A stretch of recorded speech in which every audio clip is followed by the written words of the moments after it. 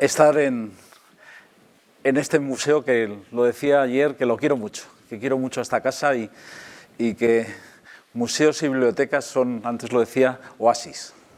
En medio del desierto, en medio de las travesías más duras, nos salvan la vida y eso no se nos tiene que olvidar. Cuando me invitaron a esta charla, y agradezco a todas las instituciones que hay aquí detrás, a la Universidad de Burgos, al Museo de Evolución Humana, a todos los que he intentado poner en esa diapositiva, me dijeron que hablase, digo, ¿de qué hablo? De mi investigación. Y eso es para echarse a temblar, porque todos trabajamos en una cosa muy puntual que interesa aproximadamente a otras 20 personas en el mundo y que es muy difícil transmitirlo porque es muy pequeño. Y yo no quiero aburrirles esta tarde, quiero que disfrutemos. Les agradezco mucho que hayan venido. Para mí es un enorme placer estar aquí. Entonces voy a intentar que se lleven dos ideas. Una es que esa diferencia entre ciencias y letras, lo ha dicho Juan Luis muy bien, no existe. Nos han engañado con eso. Él lo ha dicho maravillosamente cuando ha dicho eso, que un científico tiene que leer a Shakespeare. Y uno de letras tiene que saber lo que es un gen, porque es parte de nuestro mundo, del mundo en el que vivimos. Y en ese sentido, ¿quién es? No. Ya la primera les he engañado. No es Frankenstein.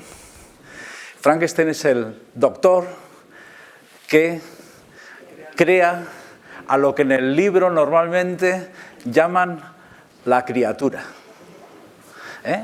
Nunca le llaman tampoco el monstruo. Es la criatura. La criatura nace en un momento determinado. Esta mujer antes tiene 17 años, 17, yo se lo digo a mis alumnas, ¿qué hacéis que no estáis escribiendo grandes obras de la literatura? A los 17 años se va con su novio a pasar el verano. Bueno, un buen plan, ¿verdad? Pero tienen mala suerte. Y les pasa que unos meses antes, en Indonesia, el volcán Tambora ha entrado en erupción. Y digo, a veces no nos damos cuenta de la fuerza de la naturaleza. El Tambora se supone que expulsó a la atmósfera 50.000 millones de toneladas de cenizas y gases. A los 15 días se notaba ya, se detectaba en todo el planeta. Y generó esa neblina del sulfídrico sobre todo, de los óxidos de azufre también, generó lo que se llamó el año sin verano. Hizo un efecto de tapar las radiaciones solares, la temperatura bajó varios grados. Las ovejas morían de frío. Y estos jóvenes ingleses que habían ido a Suiza a pasar sus vacaciones, se encontraron con que no podía salir de casa porque no paraba de llover. Se perdieron las cosechas. Hubo hambrunas en muchos países. Las mujeres intentaban salvar las patatas que se pudrían en el suelo. La prensa inglesa, con esa flema británica, dijo, el tiempo no está muy amable. Pero en realidad fue un verano terrible.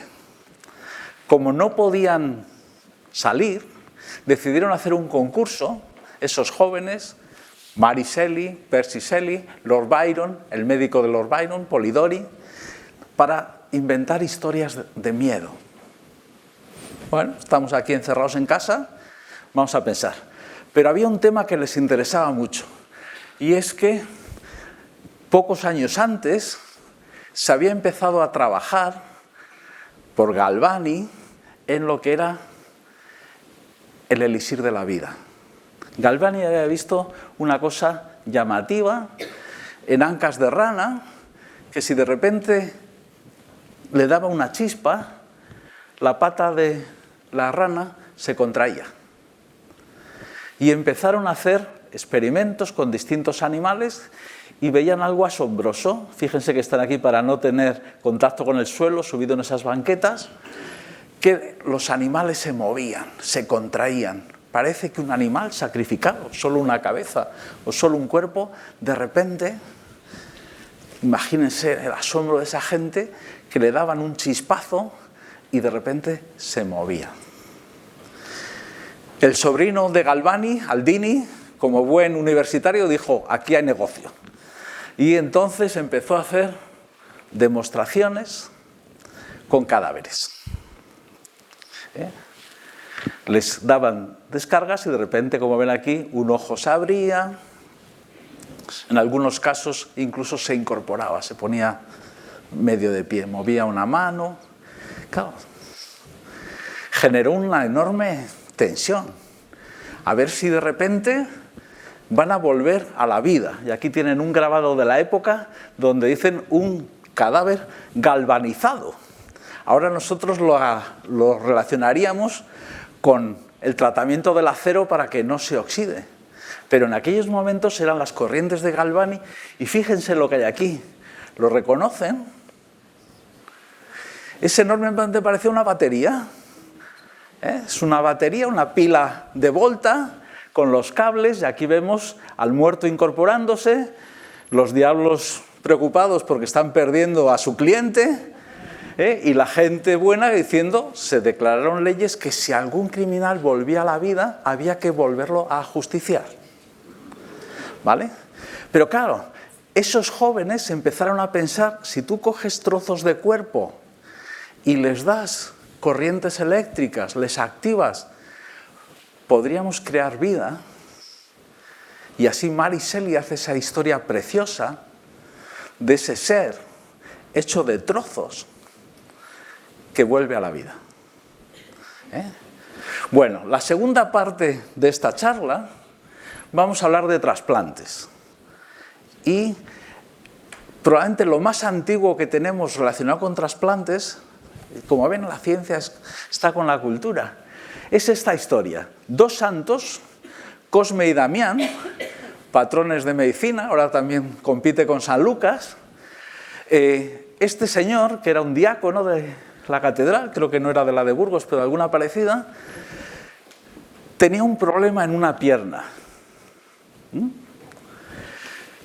Por la descripción parece probablemente una gangrena infecciosa.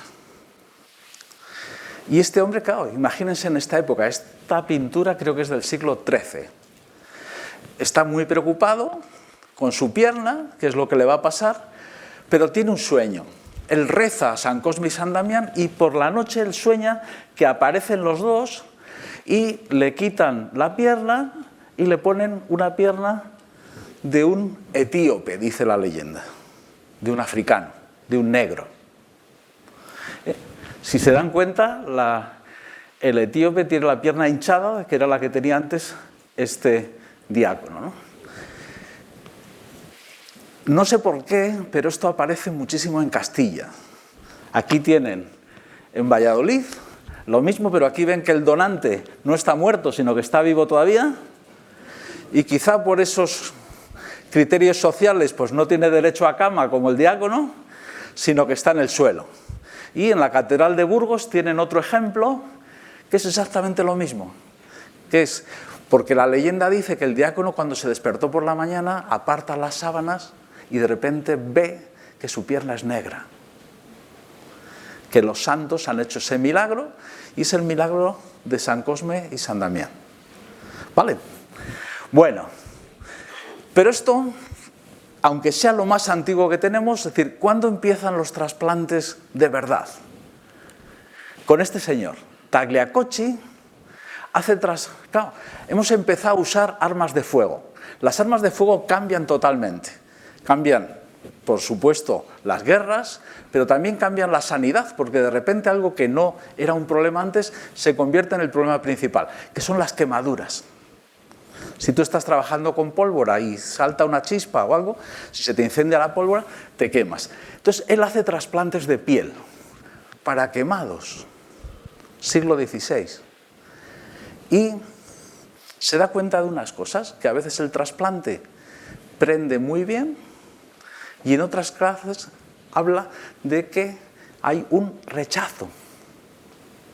Y lo seguimos usando todavía. El paciente rechaza ese trozo de piel que le han puesto. Bueno, el siguiente ejemplo es, ya estamos en el siglo XX. Piensen que hasta el siglo XX no sabíamos que había grupos sanguíneos. Es algo alucinante. Hacías transfusiones y a veces iba fenomenal y otras veces a los 5 minutos el tío se moría sin explicarte por qué. Bueno, por ejemplo, inventa los guantes de látex para empezar a operar, porque hasta entonces, con Juan Luis alguna vez hemos hablado de Semmelweis, ¿verdad?, de las manos sucias de los médicos, de cómo se iban traspasando las infecciones, etc. Bueno, pero el hombre clave, el científico clave en los trasplantes es Carrel, premio Nobel, francés. Carrel hace otra característica de un buen científico, ser humilde. Y lo que hace es ir a las costureras de París que trabajan los bordados más finos y pedirles que le enseñen a coser con las agujas más delicadas. Y es el primero que consigue coser arterias y venas. Es el primero que abre la puerta a los trasplantes, porque para incorporar un órgano, un riñón o lo que sea, tienes que recuperar el torrente circulatorio, porque si no estás perdido, no vas a poder hacer nada. Y él consigue, con esas técnicas que le enseñan, coser. Tiene manías, como por ejemplo que los quirófanos tienen que estar todo negro. ¿Por qué? ¿A quién se le ocurre? ¿Ahora qué color hacemos? Todo verde. ¿Por qué verde? La sangre. ¿Por? La sangre. No. Porque se supone que la vista te descansa y muchas veces una operación moderna puede llevar muchas horas. Pero ¿el por qué negro? ¿Por qué? Porque él se da cuenta de que el polvo se ve muy bien y entonces sabe si han limpiado bien el quirófano o no. Y entonces es un truco para saber si el quirófano está en condiciones o no. Bueno, seguimos. Este es un quirófano moderno. Y aquí vemos que es verde, como muy bien decían. ¿Quién es Kantrowitz? ¿Le conoce a alguien? Nadie. No le conoce nadie al pobre. Este es el hombre que tendría que ser famoso y que no lo consiguió. Kantrowitz era el que iba a hacer el primer trasplante de corazón de la historia. Y está tan orgulloso con ese perro porque los trasplantes de corazón se consiguieron gracias al sacrificio de muchos perros. Este con el que está él había conseguido que sobreviviese un año. Un año, se imaginan, con un corazón trasplantado, un perro. Kantrowitz había hecho 300 trasplantes. Era el hombre preparado para dar el salto y conseguir probar por primera vez. Piensen que el corazón tiene esa mística. Todavía hace unos días en San Valentín dibujábamos corazones en vez de dibujar cerebros, que es lo que tienen que hacer, para decir a alguien que están enamorados. ¿No? El amor no reside en el corazón, eso es una historia de Aristóteles. Reside, como bien saben, en el cerebro. Bueno, ¿qué es lo que pasó? Que un médico sudafricano, que solo había trasplantado 40 y tantos perros, se lanzó. El problema es que los perros de Barnard solo habían sobrevivido unas pocas semanas. No había conseguido nunca. Pero bueno, se lanzó y entonces la fama fue él. Fíjense que en un país mayoritariamente negro como era Sudáfrica, el perfil de la plantilla. ¿Vale? Bueno, son cosas que afortunadamente la historia va superando. Y el donante vivió 2 semanas. ¿Vale? Pero también, por primera vez, se rompió esa barrera, el primer trasplante de corazón, que fue un impacto. Y ahora quizá es esto lo más impactante que tenemos. Esta muchacha, Katie Stubefield, cuando tenía 18 años, decidió suicidarse. Se puso debajo de la barbilla una escopeta y disparó. ¿Cuánta gente se suicida en España? Muchos, no es una respuesta científica. 5.000. 8.000. Es que aquí es un sitio donde hay gente que sabe de todo. Sí, 3.700, 3.000, 10 al día. 10 al día. Casi todos hombres. La mayoría hombres. Y algunas profesiones especialmente más. Entre ellas médicos, investigadores, fuerzas y cuerpos de seguridad, militares, policías. Vale. Lo traigo simplemente porque no hablamos de ello y creo que tenemos que hablar de todo, tenemos que hablar de estas cosas, ¿vale? Bueno, aquí ven el resultado después de un trasplante de cara y después de muchas operaciones. Entonces también como algo, dices, esto es la última barrera que hemos roto, hemos ido superando barrera tras barrera desde aquellos injertos de piel de Tagliacoche. Bueno, pero yo me dedico a la neurociencia, entonces lo más antiguo que he encontrado es esto. Miren, Paré es uno de los grandes cirujanos de la historia. Un cirujano durante siglos era un puesto de tercera categoría. Eras cirujano barbero. Lo mismo te afeitaban, que te cortaban el pelo, que te sacaban una muela, que te hacían una operación. De hecho, saben que ahora son licenciados o graduados ahora en medicina y cirugía, porque han sido dos carreras distintas históricamente. Bueno, entonces, Paré era cirujano, hijo de una prostituta, o sea, tenía el nivel más bajo que se podía tener, pero estudió. Y de las pocas cosas que han valido a lo largo de la historia como sistema de ascenso social es saber, es el estudio.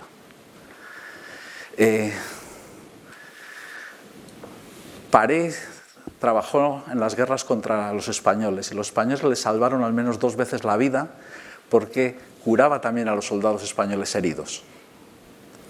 Él cuenta una historia que se le acerca a un soldado y le pide que vaya a ver a sus 2 camaradas y les encuentra con un montón de quemaduras y él dice que no puede hacer nada. Y entonces el soldado que ha ido a buscarle saca la daga y delante de él degüella a sus 2 amigos.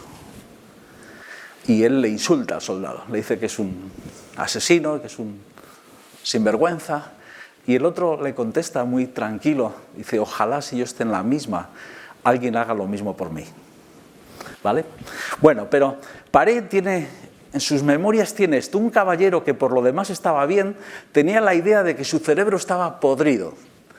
Fue al rey rogándole que ordenase al señor Legrand, médico, al señor Pigray, cirujano del rey, y a mí mismo, que abriésemos su cabeza, extrajéramos su cerebro enfermo y lo reemplazásemos con otro. Nos podemos reír, si quieren, de esa idea del cerebro podrido, pero piensen en la desesperación de esa persona, que siente que está mal y quiere una esperanza, quiere que arreglen su problema. En estos momentos en nuestra sociedad, nuestros problemas se llaman Alzheimer, se llaman Parkinson y también queremos una solución. Y hemos tenido éxito con muchas estrategias y una de las estrategias que hemos desarrollado, sobre todo en el siglo XX, han sido los trasplantes. No podemos trasplantar un cerebro. No podemos, porque si lo hiciésemos, sería un trasplante de cuerpo. El cerebro sería el que tendría la identidad de la persona. Le estaríamos poniendo un cuerpo nuevo a ese cerebro, no un cerebro nuevo a esa otra persona, ¿vale? Pero bueno, Paré, no sabemos qué pasó. Él dice, intentamos, una frase muy de médico, hicimos lo que pudimos, ¿vale? Le hicimos muchas cosas, pero fue imposible para nosotros arreglar su cerebro, restaurar su cerebro, ¿vale? Este es Paré. Si se dan cuenta, las batas de laboratorio eran distintas a las que tenemos en la actualidad, pero en este grabado he escaneado esto y se lo pongo a mayor aumento para que lo vean grande. ¿Qué les parece? Un feto humano en un bote. No sabemos qué pinta ahí ese feto humano. ¿Por qué Paré se hace ese retrato con su traje de gala, digamos, con un libro y con un feto? Pero sí que sabemos que las células fetales tienen una capacidad de regeneración enormemente potente. tienen la capacidad de construir un ser como nosotros, ¿vale? Bueno, entonces, aquí empieza ya lo que es mi investigación. Entonces, el planteamiento, la segunda cosa que les he dicho, dos cosas. Una era que ciencias y letras somos parte de lo mismo, que es de esa cultura que comentaba Juan Luis. Y el segundo mensaje es que la investigación que les contamos es mentira. No contamos la verdad. Contamos siempre las cosas que nos han salido bien. Y nunca es así. Y yo creo que es un error, que ustedes merecen saber cómo es la investigación de verdad. Y es lo que yo les quiero contar. Les voy a resumir ahora en, no sé, 30, 40 minutos a lo sumo, 10 años de trabajo. Y van a ver que es una mezcla de errores, de alegrías, de repetir las cosas 100 veces, eso no se lo voy a contar, pero se lo van a imaginar, de luchar para conseguir lo que necesitas, de si no lo puedes hacer aquí. Esto, por ejemplo, empieza en Alemania, pero lo termino en Estados Unidos. ¿Por qué? Porque necesitaba monos y aquí no los podía conseguir. O no tenía ni sitio donde mantenerlos. Entonces, los americanos son muy prácticos. Si tú les dices, tengo una buena idea, tengo un buen proyecto, tengo un currículum detrás que demuestra que eso, te ponen los medios. Ese es su gran éxito en la investigación mundial. Entonces, para que se hagan una idea, esto es el cerebro de un mono. Y aquí ven la misma estructura. Esta es la normal, la de abajo. Ven que tiene un montón como de hilos de colores. Esos son los cables del cerebro. Y cuando alguien tiene un Alzheimer, si viésemos una persona, sería muy parecido a esto. Este sería una persona normal y esto es una persona con Alzheimer. Muchos de esos cables se han perdido. Hemos perdido conexiones. Hemos perdido piezas del puzzle. Está mucho más vacío, si se fijan, ¿vale? Bueno, pues la idea de partida era muy fácil. Si yo le pongo células jóvenes aquí, hago un trasplante de neuronas muy jóvenes, ¿son capaces de reconstruir los circuitos? ¿Son capaces de volver a hacer estos cables? Sí que se entiende, ¿verdad? Ya les digo, si no se crean que lo que pensamos son cosas bastante sencillas. Bueno, y este fue el experimento. Tienes que conseguir un feto. Aquí tiene el feto de mono. Y yo digo, dices, yo soy biólogo. Los biólogos amamos la vida. Eso me parece que es la única cosa que nos une a todos.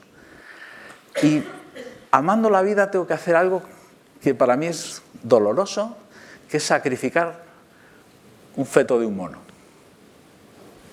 ¿Vale? Y cuando lo pensaba, hace poco leí una cosa que Harvey, no le suena, pero Harvey es el que en general a nivel mundial se le adjudica el descubrimiento de la circulación sanguínea. ¿Vale? Es el que ve que es del corazón a los pulmones, las arterias, las venas. En esa época, igual que casi todas, era muy difícil conseguir cadáveres. Pero Harvey quería estudiar la circulación sanguínea. ¿Saben lo que hizo? Cuando murió, hizo la disección a su padre y cuando murió, hizo la disección a su hermana. Utilizó los dos cadáveres que estuvieron a su alcance para poder avanzar. ¿Se imaginan con el dolor de que has perdido a tu padre o que has perdido a tu hermana y dices, aún así, pues yo les digo, mi dolor de sacrificar a un animal era el decir, tengo que intentar avanzar en un tema para el que no tenemos soluciones, ¿vale? Bueno, entonces extraemos el cerebro, que es esto que ven aquí, se trocea y cogemos las células, las separamos las células y las ponemos en una inyección. Entonces es en ese cerebro del mono, este es el cerebro del mono, colocar las células en donde la enfermedad parecida a un Alzheimer, yo aquí lo he hecho, es un modelo animal, es algo parecido, ¿vale? Ver si esas células son capaces de reconstruir los circuitos. ¿Se entiende, verdad? Vamos juntos todos. Vale. Bueno.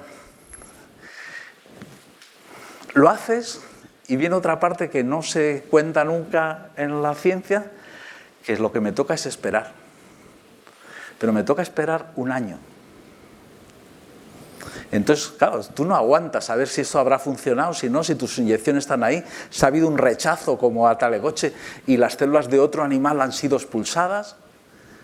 Entonces intenté todo. Por ejemplo, me dijeron que en Salamanca, si yo quiero ver eso, los animales el sábado, cuando ustedes no van al hospital, me dejan meter a mí mis animales y los puedo mirar allí, o los puedo irradiar en la bomba de cobalto. Puedo hacer cosas. En Estados Unidos no me dejaban ir con los monos, pero me dijeron que había una resonancia, un escáner de estos, subido en un tráiler, que recorría todos los Estados Unidos y que tú lo podías alquilar. Valía $15.000 por día.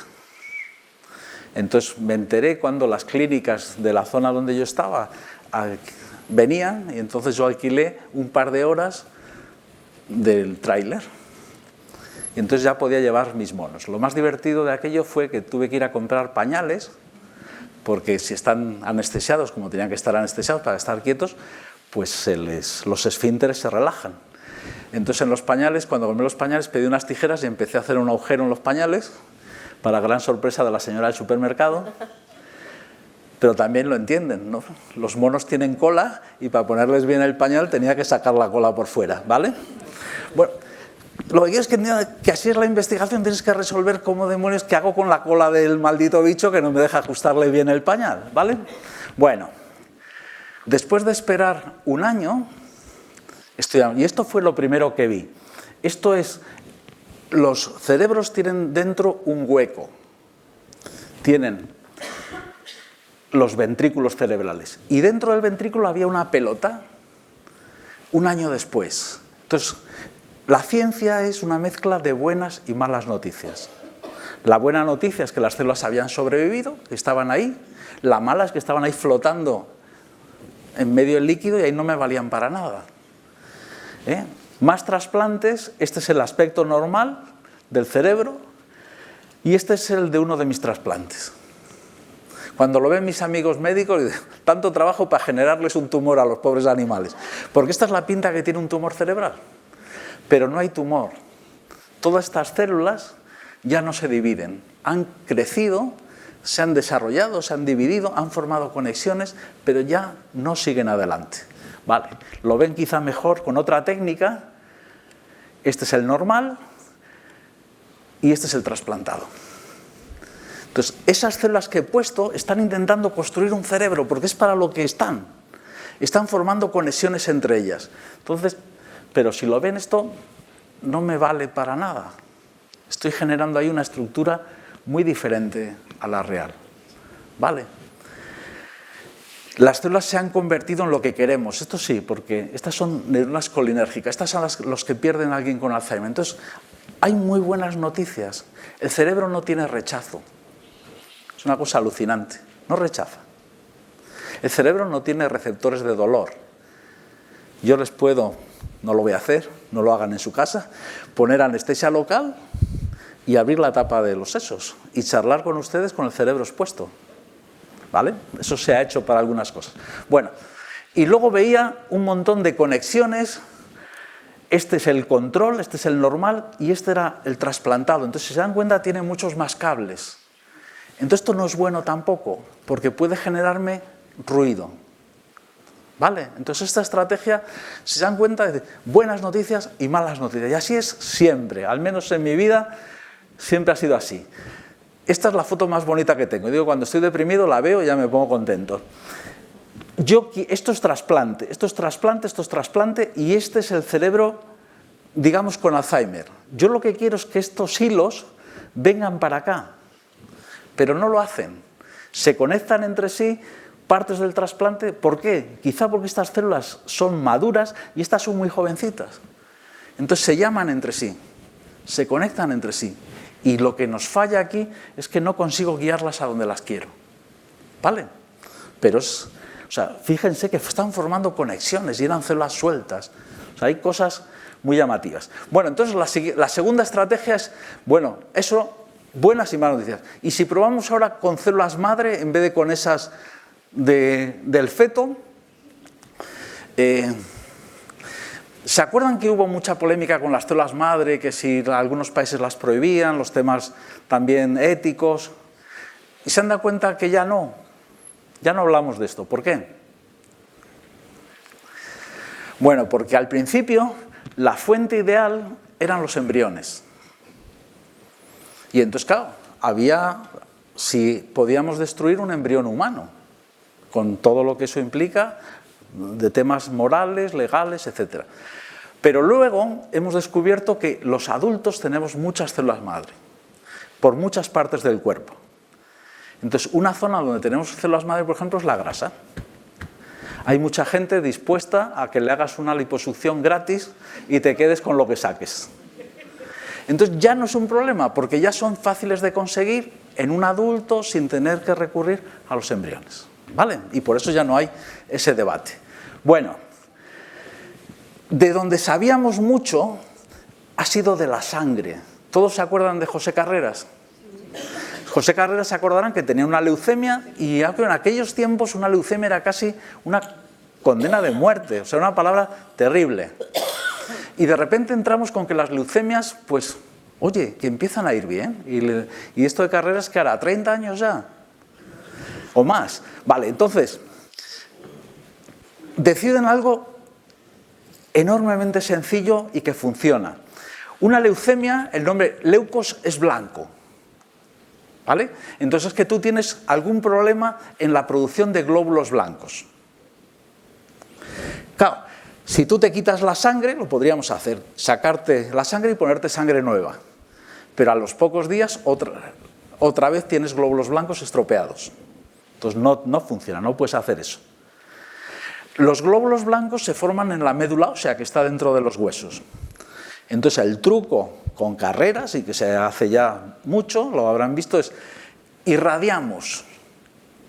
Y al irradiar te cargas la médula ósea. La destruyes. Entonces, lo que hubiese ahí estropeado, que está haciendo los glóbulos blancos estropeados, te lo has cargado. Y luego con un donante le metes médula ósea de un donante.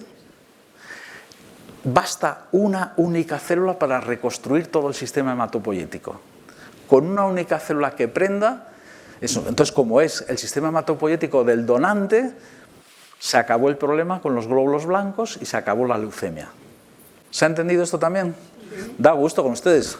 Bueno, entonces, en la médula ósea, la célula blanca va dando distintos tipos de hijos, por decirlo de alguna manera, las células madre, y se van diferenciando. Aquí lo ven, el proceso de la célula madre hasta dar glóbulos rojos, distintos tipos de glóbulos blancos o plaquetas. Y esto lo sabemos controlar bastante bien. Por ejemplo, la EPO, la eritropoyetina, hace que dé glóbulos rojos. Esto lo utilizan los deportistas tramposos para hacer un dopaje. Si tú tomas EPO, esto se dedica a hacer sobre todo glóbulos rojos y es como si te has pasado un mes en Sierra Nevada entrenando. Lo has hecho de forma artificial con una sustancia. ¿Vale?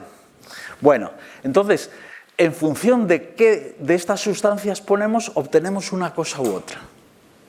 Entonces, con células madre podemos conseguir distintos tipos de células definitivas.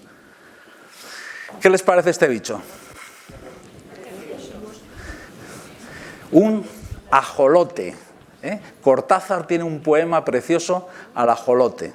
El ajolote tiene una peculiaridad. Es, como ven, una especie de salamandra, pero que se mantiene como si fuese muy jovencillo. Tiene todavía branquias.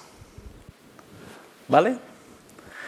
Y el ajolote tiene esta peculiaridad, que si le cortamos una pata, el muñón empieza a crecer, a crecer, a crecer, a crecer y reconstruye una pata perfecta.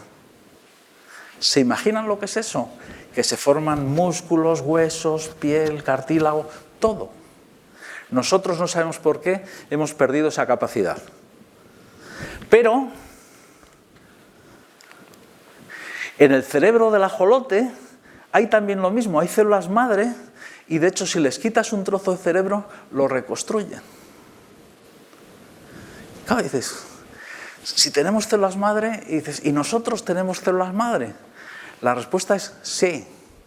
Lo sabemos desde hace poco, ha habido una discusión en el 2019, pero todos nosotros estamos haciendo neuronas toda la vida. pocas, en sitios concretos, pero eso que decimos de que lo único que haces es perder neuronas, no es verdad. Generamos nuevas neuronas. Imagínense lo que eso nos abre de posibilidades. Es decir, y si consiguiéramos que esas células fuesen a donde las he perdido porque he tenido un Alzheimer, ¿podrían solucionar el problema esas células madre endógenas? Bueno, entonces esas células madre sabemos que pueden dar médula ósea, pero también neuronas, también músculo cardíaco para los infartos o islotes de páncreas para la diabetes. Bueno, ¿cuál es el problema? Que nos faltan piezas de recambio. Por ejemplo, en corazón, pues esto es de hace unos años, pero había 40.000 personas esperando un corazón y hubo 2.300 donantes en Estados Unidos.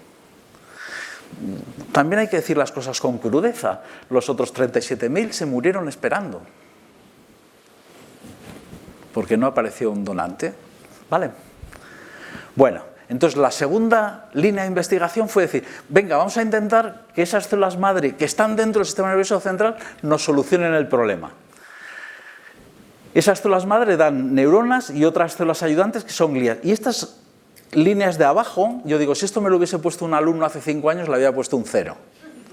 Porque es contrario a todo lo que creíamos, que de repente una célula de glía se pudiese transformar en una neurona. O sea, entonces, también es lo bonito de la ciencia, que muchas veces tienes que abandonar tus ideas preconcebidas o lo que te contaron y dudar de todo, ¿no? Y entonces, aquí, echando una sustancia se convierte en un tipo de célula y si no la echas se convierte en otro.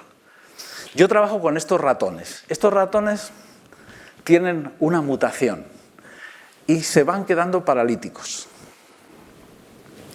Y se quedan paralíticos porque pierden las células de Purkinje que se encargan de ayudarles o dar instrucciones para andar. Lo cuento así muy simple, pero me vale con eso. Si las células que te dicen, que te enseñan a andar, las vas perdiendo, lo primero que haces es tambalearte. Entonces los del animalario me llaman y me dicen, José Ramón, te han nacido 5 borrachitos. Me llaman borrachitos porque van así como dando tumbos un poco. Digo, vale, ya sé lo que ha pasado. Vale, si se dan cuenta, esas células están aquí, que esto es el cerebelo, y fíjense que es mucho más pequeño.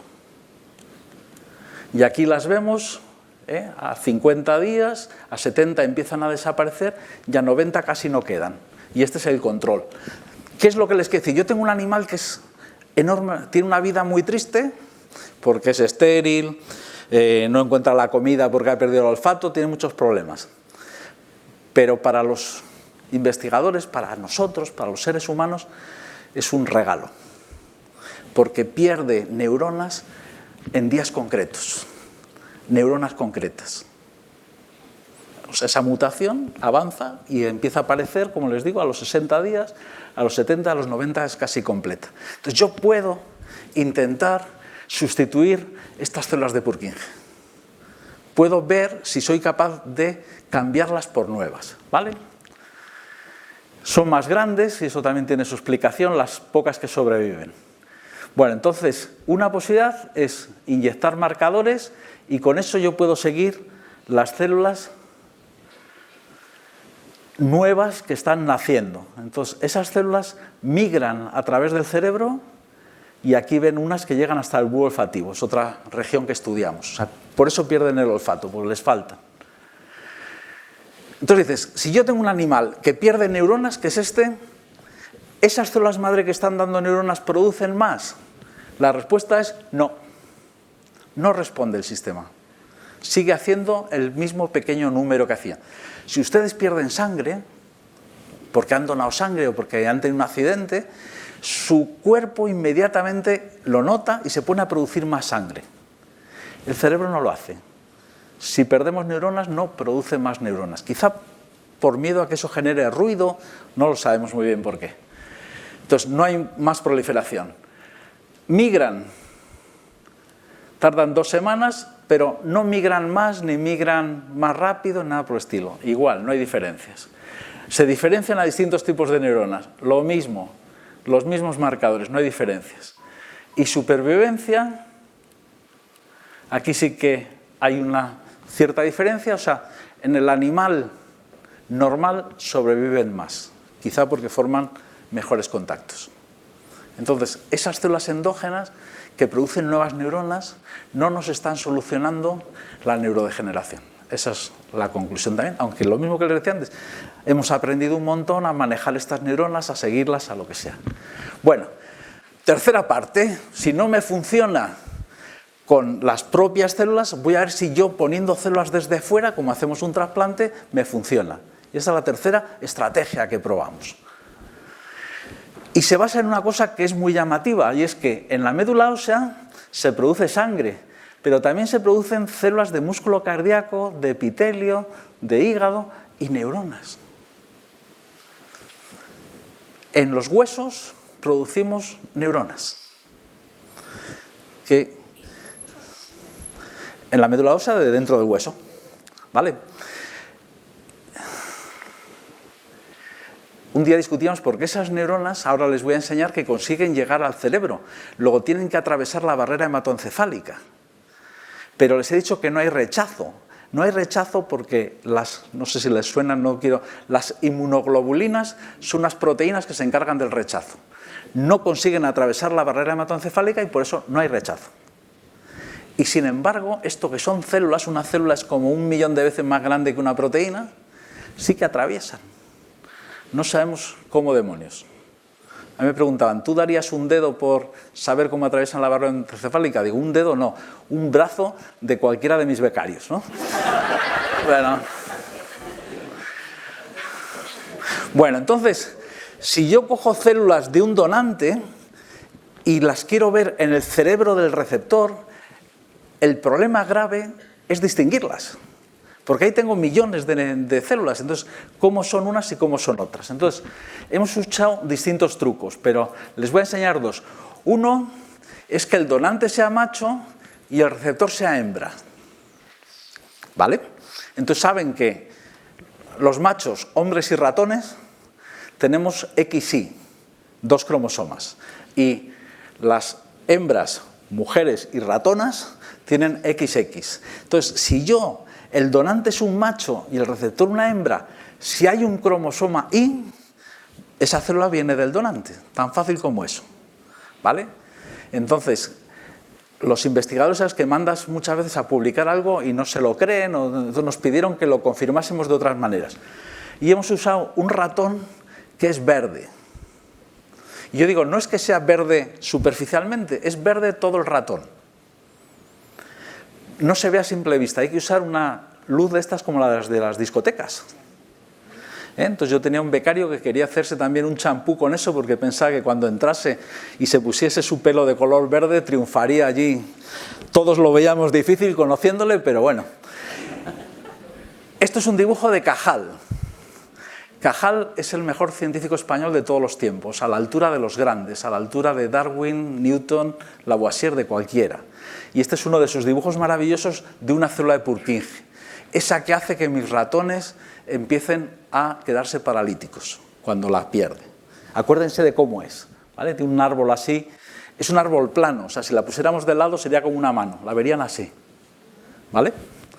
Bueno, tuvimos que hacer una sonda para cromosoma Y, entonces cada puntito rosa que ven aquí es una célula con su cromosoma Y. El punto rosa es un cromosoma Y. En un macho, todas tienen un punto rosa, todas tienen un cromosoma Y.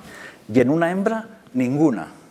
Pero cuando haces el trasplante de machos a hembras, encontramos eso que ven ahí. Una. Pero, o sea, es una en esta foto, pero hemos visto muy pocas. 20 por animal, 10, cuando estamos perdiendo quizá cientos de miles, ¿vale? Sorprendentemente los ratones que se estaban quedando paralíticos empiezan a correr. Es otra cosa que no sabemos. ¿Por qué con tan pocas neuronas el efecto funcional es tan potente? Ven también cómo es la investigación, un montón de preguntas para las que no tienes respuesta. Algunas sí, vas solucionando, vas abriendo otros caminos y otras para las que lo único honesto que puedes decir es no lo sé. Estos son los ratones verdes. ¿Vale? Esto es una camada de ratoncillos, 3 hermanos han nacido normales y 3 verdes. Lo interesante es que todas las células que deriven de estos animales son verdes. ¿De acuerdo? No es algo superficial, no es el pelo verde. Es que todas sus células tienen un gen que hemos metido artificialmente, que es de una de estas medusas que vemos en los reportajes estos de la 2 que conseguimos ver al mismo tiempo que dormimos, que es una hazaña llamativa, ¿no? Bueno, este es mi experimento. El mutante que se va a quedar paralítico es una hembra, y entonces la llevo al hospital el sábado, me dejan irradiarla allí y entonces la elimino a la médula ósea. ¿Para qué hago esto? Porque este bicho no tiene leucemia. ¿A alguien se le ocurre? ¿Para qué no? No. El truco es, si tú pierdes la médula ósea, no puedes hacer sangre nueva. Cuando se te gaste la sangre, mueres. Es un control. Si el animal no recibe el trasplante, va a morir. Entonces, es una comprobación de que el trasplante ha tenido éxito. Entonces, el donante es macho para tenerlo del cromosoma y es verde. Le saco la médula ósea y se la inyecto a este bicho. ¿Vale? Entonces, el objetivo es que las células de la médula ósea verdes sean capaces de formar alguna neurona que llegue al cerebro de este otro que se está quedando paralítico. Ese es el estudio. Y el resultado es este. Vale, una célula de Purkinje verde dentro del cerebelo. Aquí ven en la siguiente. Esas son muy características con ese árbol, pero aquí la ven metida entre las demás. Otra distinta, ¿vale? Todas estas son las Purkinje, que eran las que iban muriendo, y esta es la que viene el trasplante. Entonces ya les digo, es decir, funciona, el animal mejora, no sabemos cómo demonios llega. Pero eso sí que es un éxito. Claro, estamos muy orgullosos, pero es eso, lo celebras un día y al día siguiente dices, bueno, ¿y ahora por dónde? Nunca terminas. Hoy en una entrevista me decían, ¿cuántos años lleva dedicado a esto? 10 años. Y me decía, ¿cuándo piensa terminar? Como diciendo, venga, ya, no terminas nunca, ni quieres terminar, ¿vale? Esto es un sistema, como pierden el olfato, comprobamos que también mejoran el olfato. Mejoran lo de andar y mejoran el olfato. ¿Y por qué son grandes, que les decía antes? Porque son poliploides. Aquí ven, para distintos cromosomas, con sondas tenemos 4 puntitos. Tienen el doble de cromosomas. Eso puede ser interesante también. Y esto es lo último que estamos haciendo. Claro, este ratón pierde las neuronas porque tiene una mutación, tiene un gen estropeado. ¿Vale?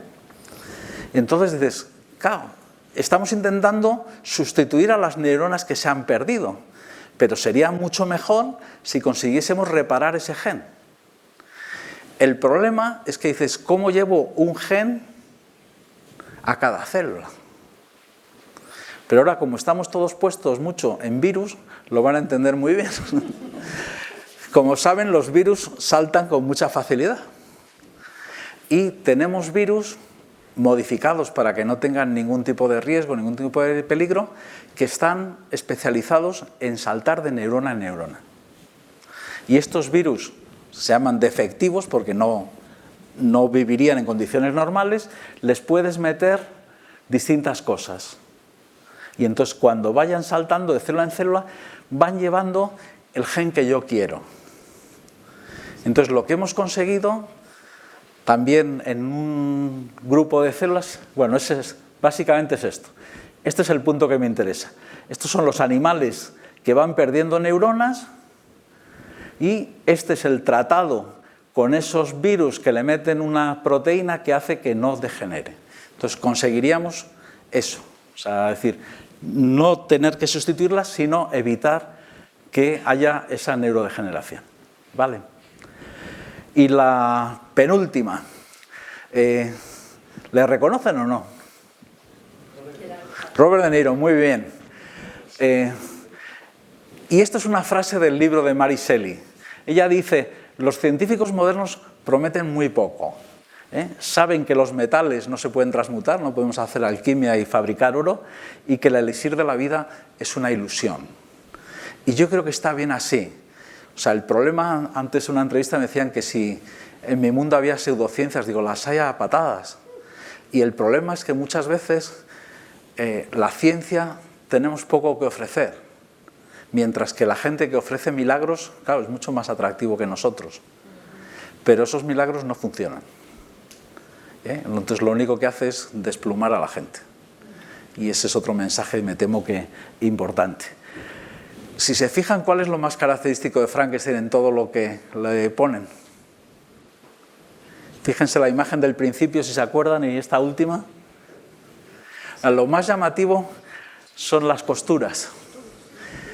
Y es curioso porque Mary Shelley lo cuenta en el libro, que el doctor Frankenstein le cose con grandes puntadas. ¿Por qué?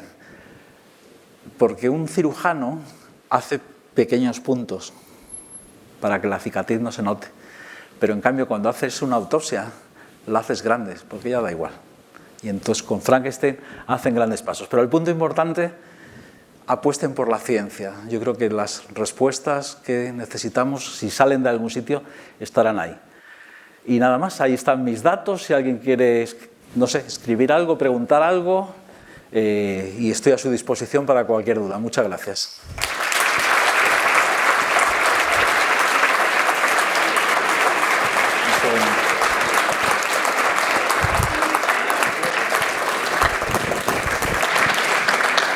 Bueno, me dijeron que hasta el cuarto lo he clavado, ¿eh? Tenemos unos minutos para alguna... Sí, bien, muchas gracias a José Ramón por la magnífica charla y ahora es el turno de ustedes. Si alguien tiene alguna pregunta y alguna curiosidad, pues es el momento de hacerlo. Hay que animarse, ¿eh? Es una oportunidad que tenemos aquí, ¿eh? Una esperanza para la gente, por ejemplo, de Alzheimer. Todos estos experimentos... A ver, ya sé, se podría de alguna manera, yo creo... Ha comentado usted que poner en células de una persona a otra, pero si esa persona ya no es ya la persona que era, con lo cual tampoco hay... Muy bien. ¿Entiende, no? Perfectamente. Mira, el problema, cuando alguien va al médico porque tiene ya problemas de memoria, se desorienta, lo que sea, es muy tarde. Si pudieses mirar el cerebro ese mismo día, ha perdido ya millones de neuronas. Tenemos que conseguir llegar antes, ¿vale? Y entonces empezamos a saber por qué, que es otra cosa, no sabíamos por qué alguien desarrolló un Alzheimer. Entonces les cuento una cosa, a mí hay cosas que cada día les algo apasionante. Las neuronas por la noche se separan, se encogen. Y entonces los espacios entre neurona y neurona, que normalmente es muy pequeño, se hacen mucho más grandes. El líquido ese que donde les enseñaba que mis células flotaban ahí como una pelota, de repente, por esos nuevos espacios, fluye como si fuesen torrentes de agua y limpia. Y una de las cosas que limpia es una proteína que se llama beta-amiloide, que está muy relacionada con el Alzheimer. Entonces, si no duermes bien, eso se acumula y puedes empezar a tener problemas de memoria. Eso. Entonces, ya empezamos a entender que en el caso de un Alzheimer puedes tener un problema de beta-amiloide. Y hay personas que tienen una propensión genética que eso se acumule en mayor cantidad. Entonces, yo creo que hay que tener más esperanza en las cosas de prevención, de entender cómo funciona y evitarlo, que en lo que de intentar luego volver a poner neuronas. ¿Vale? Quizá para el Parkinson tendría más esperanza con las neuronas, porque es muy localizado. Pero aunque todos queremos soluciones, ¿se dan cuenta del poco camino que llevamos recorrido? Que, yo digo, las lobotomías, ¿se acuerdan de ellas? Que te cortaban un trozo de cerebro. Fue premio Nobel, Gasmoniz, por eso. Premio Nobel. ¿Por qué? Porque se vio que eso era un avance frente a lo que había antes, que era tener a la gente encadenada. Entonces, dentro de 20 años, yo no sé si tendremos una cura para el Alzheimer, pero estamos avanzando a una velocidad vertiginosa. Porque en los ratones, lo que yo les cuento, puedes hacer un montón de experimentos cada semana. Y tenemos que mantener, yo digo, dos palabras, y que son esperanza y prudencia. Esperanza porque hay, digo, mucha gente trabajando, haciendo un trabajo excepcional. y prudencia. Yo a veces, el cerebro, no se lo he dicho, ¿cuántas neuronas creen que tiene? Muchísimas no me vale. ¿Cuántas? 10 millones. 1000 millones, 100. 10 millones, 1000 millones. Hacemos la porra. Tiene 86.000 millones. Cada uno de nuestros cerebros. 86.000 millones. Para que se hagan idea del número, es aproximadamente el doble de los euros que tiene Amancio Ortega. ¿Vale? Entonces yo digo, el cáncer, todos los cánceres, es una célula. Siempre, una. Y no lo hemos conseguido. Hemos ganado un montón de batallas, pero... Y es una célula. Aquí es un problema de 86.000 millones. O sea, la complejidad del cerebro humano es eso. Pero lo que les digo, es decir, muchas de las cosas que yo les he contado aquí, lo que les decía antes, hace 5 años nos habrían parecido imposibles. Entonces, dentro de 5 años no sé dónde vamos a estar. También hay que tener eso. Lo que les digo, quédense con eso, esperanza y prudencia. No, las células madre que yo les cuento, en este país puedes ir a un sitio que te las pongan, en nuestro país, en España. Pero eso es otra cosa, es un corazón, yo digo en cerebro. Pero que te las ponen cuando no hay ningún ensayo clínico, no hay datos en animales. O sea, en mi opinión, es un negocio sucio. Pero claro, sí. No. Claro, pero si estás desesperado, si tú tienes un hijo mal, te agarras a lo que sea. Yo tengo un amigo científico excelente y que me dijo, José, he ido a un curandero porque estoy desesperado. Y entonces yo lo entiendo. Otra cosa es que, digamos, los demás no podemos dejarlos solos, no podemos dejarlos que caigan en eso, porque el problema, a veces incluso abandonan tratamientos que sí funcionan por estas historias, ¿no? ¿Más preguntas? Sí, yo brevemente, sobre la técnica CRISPR que está ahora tan de moda, es tan sonada, ¿qué avances hay en este tema más neurológico? No sé si hay alguna vía o... He visto el programa y creo que viene Luis Montoliu dentro de la próxima semana o algo, o bueno, la próxima charla. Es el que mejor habla de CRISPR de este país. O sea que guarda la pregunta para él, que lo va a hacer muchísimo mejor. Buenas tardes. Buenas tardes. Por favor, yo quería a ver si usted me contesta a este asunto. Estoy yo muy interesada con los neurocientíficos, porque parece ser...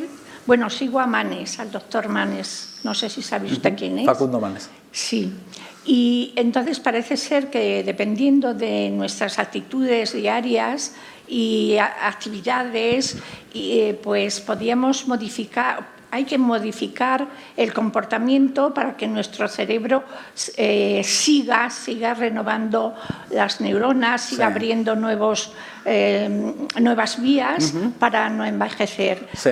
Bueno, no sigo más porque veo que hay esto. Pero ¿cuál es su opinión? Me gustaría es así. saberlo. O sea, hay una serie de cosas. Vamos a ver. ¿Cuál es la esperanza de vida en nuestro país en estos momentos? 83,5. 84,5 para las señoras y 82,5 para nosotros, porque ustedes normalmente siempre nos entierran a nosotros, ¿vale? ¿Cuánto era la esperanza hace 100 años? 48. 34,7, ¿vale? Entonces, ya hemos conseguido cantidad de vida. Ahora el objetivo es conseguir calidad de vida y llegar a esas edades avanzadas, llegar bien. Entonces, ¿qué es lo que dice neurociencia? Cosas muy sencillas, no tienen que comprar nada. Punto primero. No caigan en que no sé qué esto. No. Cosas. Poner retos al cerebro. ¿Qué puede ser un reto? Aprender a tocar un instrumento. ¿Qué puede ser un reto? Ponerse a estudiar francés. ¿Qué puede ser un reto? Viajar. ¿Qué puede ser un reto? Bailar. ¿Qué puede ser un reto? Salir al campo, tener una vida sana, no fumar, no tomar alcohol.